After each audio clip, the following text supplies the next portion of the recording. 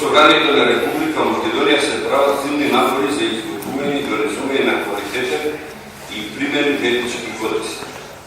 Во претходниот парламентарен мандат не се успеа во настроението да биде донесен, но искрено верувам дека во мандатот кој е пред нас тоа ќе биде успешно завршено.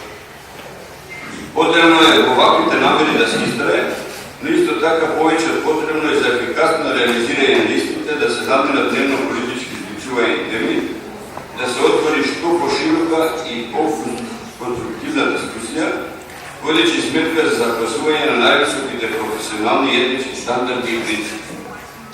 Постоењето на етнички кодекс не значи само по себе обезбедување на убаво однесување, на етничко однесување. Многу околности се значени.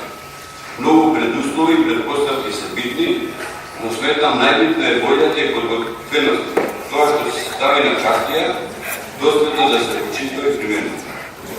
Структури и процедурите на етичкиот кодекс за пратениците се значени особено ако се има предвид целта која треба да е постигне еден етички кодекс.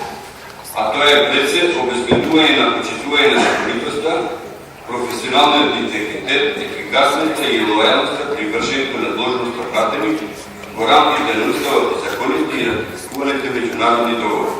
Сето тоа се основа на принципите на транспарентност, ефикасност и заштита на човековите слободи и права.